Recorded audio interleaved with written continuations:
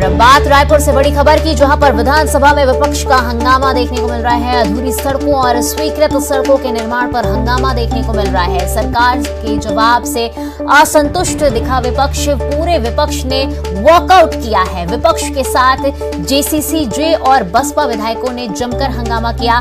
नेता प्रतिपक्ष धर्मलाल कौशिक ने भी नाराजगी जताई है। ये बड़ी खबर रायपुर से, जहां पर विधानसभा की कार्रवाई में हंगामा देखने को मिल रहा है। दूसरे दिन भी हंगामा देखने को मिला था और आज कार्रवाई का तीसरा दिन है जहां पर हंगामा देखने को मिल रहा है और वहीं वॉकआउट कर दिया है। और ज्यादा जानकारी के साथ सहयोगी देवव्रत हमारे साथ जुड़ चुके हैं। देवव्रत, देखा जा रहा है कि सरकार के जवाब से विपक्ष असंतुष्ट नजर आ रहा है और वॉकआउट करते हुए भी नजर आ रहे हैं। जी बिल्कुल, और क्योंकि आज विधानसभा के मॉनसून सत्र का आज तीसरा दिन है और जिस तरह से बादल गरज बरस रहे हैं बाहर, ठीक उसी तरह से गरजना और बरसना सदन में भी हो रहा है। सदन में एक तरह से काफी हंगामा बरपा हुआ है और आज जो मसला है वो सड़कों के निर्माण को लेकर के है और उसकी प्रशासनिक स्वीकृति नहीं देने की वजह से ये देखा गया कि काफी शोरगुल और हंगामा हुआ। सदन में तीखी बहस भी देखने को मिली सत्ता पक्ष और विपक्ष के बीच और भार साधक जो मंत्री थे उनके जवाब से संतुष्ट होकर के एक तरह से विपक्ष ने वॉकआउट कर दिया। इस दौरान जेसीसी-जे के विधायक और बसपा के विधायक भी शामिल थे। अभी की ताजा अपडेट एक और मैं बता देता हूं आयुषी कि धान का जो मसला था, धान खरीदी के भुगतान का जो मामला था, उस पर भी तीखी बहस देखने को मिली है, जहां पर विपक्ष ने फिर एक बार वॉकआउट किया है। दरअसल ये पूरा मामला था धान खरीदी के भुगतान को लेकर के और एक तरह से छत्तीसगढ़ सरकार ये दावा कर रही है कि 2500 रुपए समर्थन मूल्य की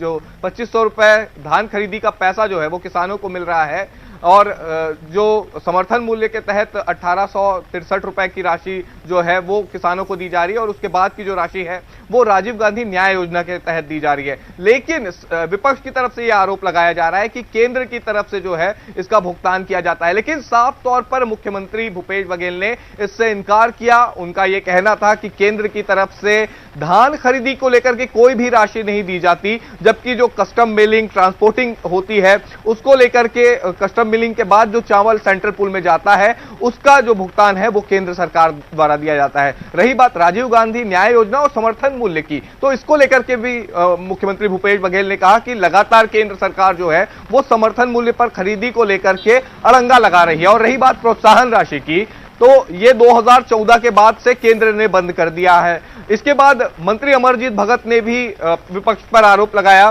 कि धान खरीदी को लेकर के केंद्र अड़ंगा डाल रही है और इस पर विपक्ष केवल और केवल राजनीति कर रही है। और इसके बाद विपक्ष के जो नेता है वो बिफर पड़े, जमकर हंगामा हुआ, जमकर शोरगुल हुआ और फिर एक बार विपक्ष ने यहां पर वॉकआउट कर दिया। तो एक तरह से मॉनसून का ये सत्र है और जिस तरह से कयास लगाए जा रहे थे कि ये पूरा सत्र हंगामेदार रहेगा, पहले दिन भी हंगामा देखा गया, दूसरे दिन भी यही स्थिति रही और आज तीसरे दिन भी जमकर हंगामा देखा जा रहा है। सत्ता पक्ष और विपक्ष के बीच तीखी नोकझोंक दिखाई दे रही है। कल के दिन भी हमने देखा था देवव्रत कि कल भी हंगामेदार पूरा सत्र रहा, क्योंकि शराब की दर को लेकर भी कई सवाल खड़े किए गए और ऐसे में आज भी हंगामेदार सत्र पूरा देखा गया और वॉकआउट की स्थिति जैसे भी बनती नजर आई और वॉकआउट भी कर दिया गया विपक्ष की तरफ से। और वही अगर हम बात करें कि सीएम की तरफ से जो अनुपूरक बजट पेश किया गया था उसको लेकर विपक्ष की क्या प्रतिक्रिया सामने आई है?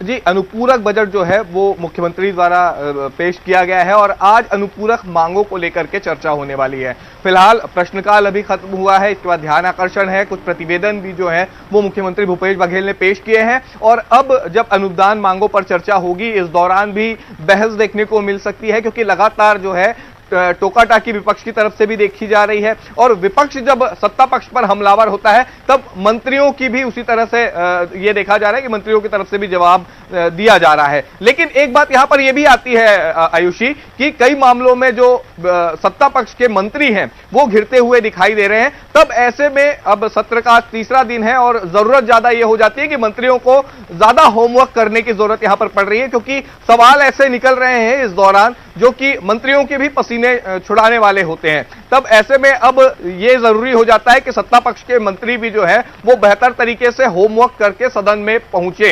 हालांकि ये भी देखने को मिला कि कई ऐसे सवाल थे जिसमें मंत्री घिरते हुए नजर आए और उसके बाद जो दूसरे सहयोगी मंत्री है उन्होंने एक तरह से बिल्कुल सही कहा देवव्रत। ऐसे में जरूरत है कि वो काफी होमवर्क करके आए, तभी उनके जवाब से शायद विपक्ष संतुष्ट हो सके। हालांकि ऐसे कोई अभी जो देखा जा रहा है सिनेरियो वो नजर नहीं आ रहा है। तमाम जानकारी साझा करने के लिए देवव्रत आपका धन्यवाद।